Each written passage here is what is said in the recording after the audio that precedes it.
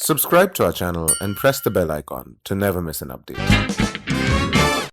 Right from the one thing that I noticed is that first they say they treat you like you're an employee. You're no longer an intern. You are asked to take lead on things which are actually going on. You're asked to lead, let's say you're asked to talk to agencies, you're asked to lead, in fact, another team also. That was really nice.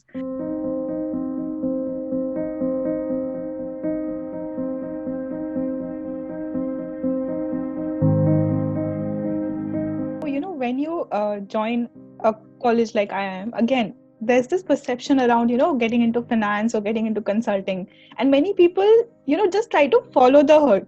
So I always had this thought clear in my mind that, okay, I want to probably get into either marketing or product management since I'm from a tech background. So I actually withdrew from day zero of my placements. I did not want to sit for any finance or consulting company. I decided to sit for day one. And yeah, amongst all the shortlist that I had, I felt that APG would actually give me, first of all, it will give me a lot of options.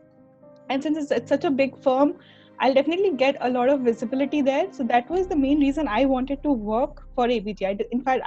ABG was my first choice on day one when I sat for the company. The process for ABG went for 2 days in our campus, and the first day I had one case study round with a group case study discussion, which I cleared, and after that, so on the second day when there was a personal interview being conducted, the panelists were from different domains. They were from logistic and supply chain management, their HR domain, as well as from marketing domain. So I was a bit nervous because coming from a background like mechanical engineer, I don't have the technical knowledge to be specific regarding the business domain. Like I was not able to answer some questions, but because of my confidence and courage, I was able to face them properly. That really worked for me, and they finally selected me for the prestigious General Management Group Internship Program. I was very excited, definitely, because first of all, the stint was in Mumbai, and I live in Mumbai, so I just thought, okay, 2 months, I'll be closer to home, I'll get to work.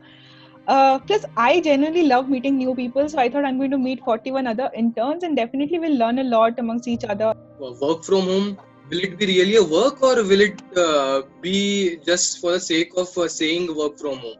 So that thought was there initially, but the things being planned by the complete my manager, whether it be the HR team or whether it be different stakeholders, they really incorporated me as a intern and respected my views, and in terms of sharing data or whether it be sharing ideas or respecting my views, everything felt as if I'm not virtually connected but in front of them and working with them as a team.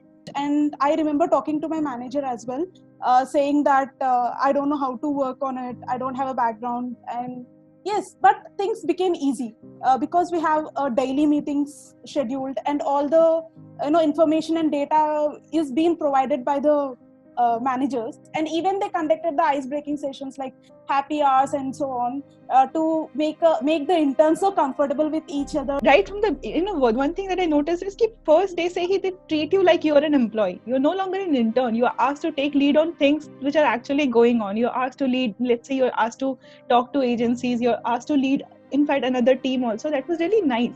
So I think I got more than I was expecting out of this experience. Professionally, I wanted to learn some new things and need ground reality application of the theoretical knowledge which I had in the past 1 year at XLRI.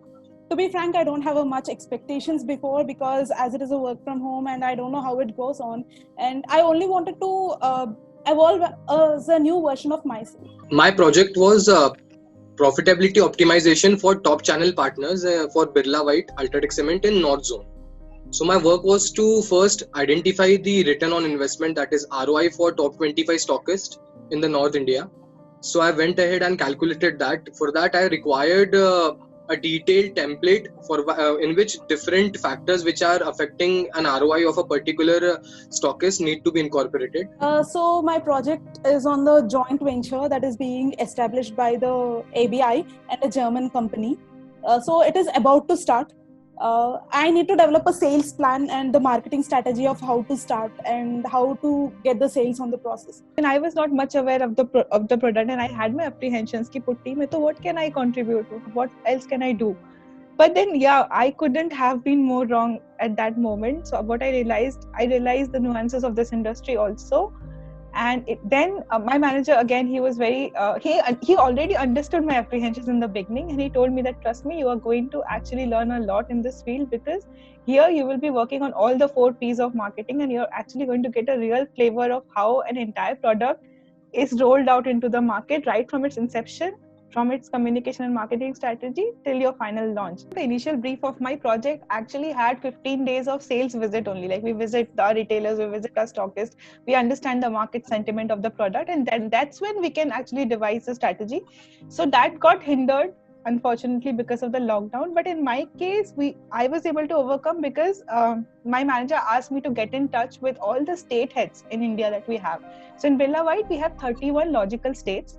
I got in touch with each and every state head, and then I spoke to them at length. Mine is a B2B consumer like B2B project.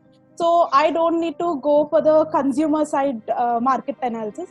So it is basically of business side. So I targeted only the best customers that we wanted to initially start our joint venture with.